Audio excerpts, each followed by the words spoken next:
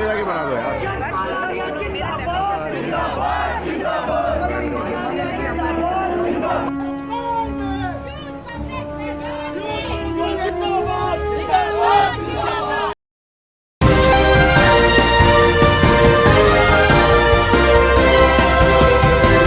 आप देख रहे हैं पल पल न्यूज और मैं हूं आपके साथ नदीम अकरम।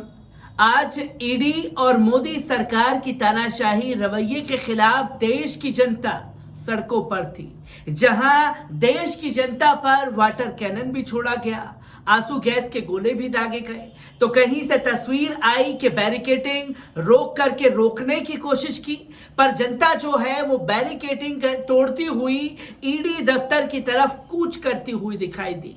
और तस्वीरें ये भी सामने आई कि कुछ लोगों को, जनता के लोगों को उठा करके डिटेन किया जा रहा था, उनके ऊपर लाठी भाजी जा रही थी। तमाम जगह से, देश भर से ये तस्वीरें सामने आई।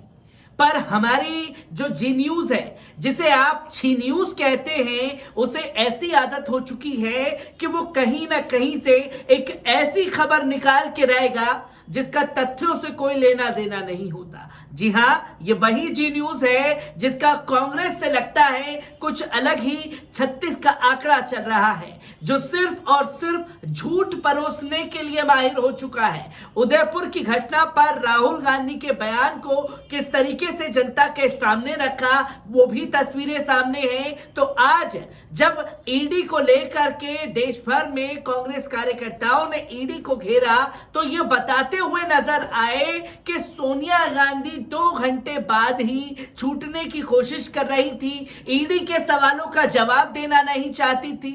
ये तमाम तस्वीरें सामने आई और ये बताने की डंके की चोट पर खासतौर पर जी न्यूज द्वारा कोशिश की गई कि इस वजह से राहत दे दी गई और कल फिर बुलाया गया है। अब जो बातें ईडी और सोनिया गांधी के बीच हुई हैं, अब सवाल यह है कि वो बातें ईडी को भी नहीं पता कि भाई साहब अच्छा ऐसा हुआ था, हमने तो ऐसा कहा ही नहीं। अब सोनिया गांधी को भी नहीं पता होगा कि ऐसा कब हुआ, जो दावे खासतौर पर जी न्यूज चलाता हुआ दिखाई दे रहा है।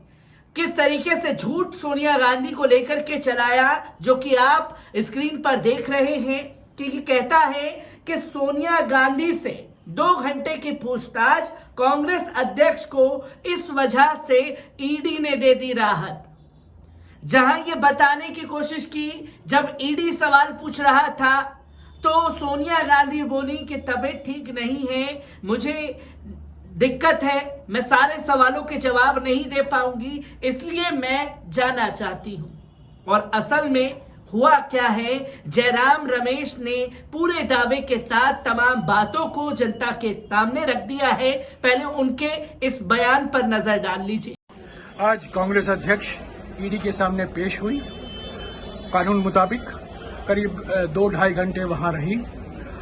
उसके बाद ईडी ने कहा हमें और कुछ आपसे सवाल पूछने नहीं है, आप जा सकती हैं। कांग्रेस अध्यक्ष ने कहा नहीं, जो कुछ अब आपके पास सवाल हैं आप मुझे पूछिए, मैं यहाँ 8 बजे 9 बजे रात तक बैठने के लिए तैयार हूँ, मैं कल भी आ सकती हूँ, पर क्योंकि मुझे दवाई लेना है, मैं कोविड मरीज हूँ, तो मुझे बता दीजिए पहले कि 1-2 दिन आप मुझसे सवाल करेंगे। ईडी ने कहा नहीं, आज आपकी जरूरत नहीं है, कल भी जरूरत नहीं है। तो कांग्रेस प्रेसिडेंट की ओर से एक निवेदन गया है कि अगर कुछ सवाल बाकी हैं तो सोमवार को पूछताछ करें, वो जाने के लिए तैयार है। मैं इस खबर का पूरा खंडन साफ भाषा में करना चाहता हूं कि ईडी सूत्रों के अनुसार जो कहा गया है कि कांग्रेस प्रेसिडेंट के गुजारिश से, कांग्रेस प्रेसिडेंट के निवेदन से आज की पूछताछ खत्म हुई क्योंकि वो कोविड मरीज थी, ये बिल्कुल बेबुनियाद है, गलत है, झूठ है। आज का क्वेश्चनिंग खत्म हुआ क्योंकि ईडी के पास और कुछ सवाल बाकी नहीं रहे और कांग्रेस प्रेसिडेंट बिल्कुल, कांग्रेस अध्यक्षा बिल्कुल तैयार थी रात तक बैठने के लिए, ताकि जो भी सवाल ईडी पूछे उसका सही जवाब, सही उत्तर होते। आपने जयराम रमेश को सुना, जहां उन्होंने जी न्यूज के दावे को सिरा से खारिज कर दिया और कहा कि सोनिया गांधी को लेकर के ईडी सवाल कर रहा था। और 2-3 घंटे तक ये पूछताछ रही। सोनिया गांधी जी ने बोला कि अगर आपका कोई और सवाल है तो आप पूछ लीजिए। तो ईडी ने जवाब दिया कि नहीं मैम, कोई सवाल नहीं है, आप जाना चाहती हैं तो चले जाइए। और फिर सवाल सोनिया गांधी ने किया, जो कि जयराम रमेश ने बताया कि अगर आप मुझे 8-9 बजे तक रात तक भी बैठा करके पूछना चाहते हैं तो पूछ सकते हैं।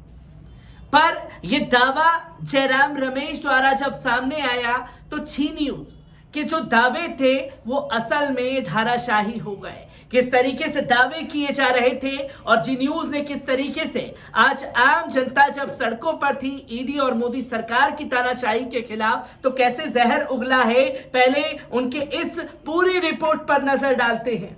आपको बता दें कि जी न्यूज लिखता है, ईडी परिवर्तन निदेशालय ने नेशनल हेराल्ड धनोशोधन मामले में कांग्रेस अध्यक्ष सोनिया गांधी से 2 घंटे तक पूछताछ की और गांधी के अनुरोध पर पूछताछ सत्र समाप्त कर दिया गया क्योंकि वे कोविड-19 से उबर रही हैं। 75 वर्षीय Sonia Gandhi Z plus security घेरे के बीच दोपहर में मध्य दिल्ली में एपीजे अब्दुल कलाम रोड पर विद्युत लेन से स्थानीय केंद्रीय जांच एजेंसी यानी कि ईडी के दफ्तर पहुंची थी, जहां ये दावा कर रहा है कि सोनिया गांधी के अनुरोध पर ईडी ने उनसे सवाल जवाब पूछना बंद कर दिए। और दरअसल क्या हुआ वहां पर, इन दावों को जयराम रमेश ने आगे रख दिया। इसके बाद उसने बताया कि सूत्रों ने कहा कि समन के सत्यापन और उपस्थित रजिस्टर पर हस्ताक्षर जैसी कोई औपचारिकताएं पूरी होने के बाद दोपहर करीब 12:30 बजे पूछताछ शुरू हुई।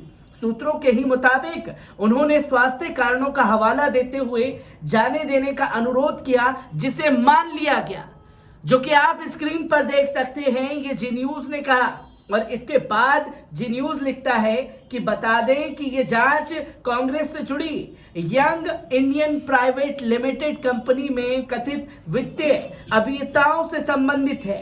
Young Indian private limited company के पास नेशनल हेराल्ड समाचार पत्र का मालिकाना हक है, जिसकी तस्वीरें लोगों के सामने हैं। और इसके बाद फिर सूत्रों से खबर चला दी गई कि नेशनल हेराल्ड मामले में ईडी द्वारा सोनिया गांधी से पूछताछ के विरोध में कांग्रेस ने गुरुवार को हैदराबाद समेत कई जगहों पर एक विशाल रैली निकाली।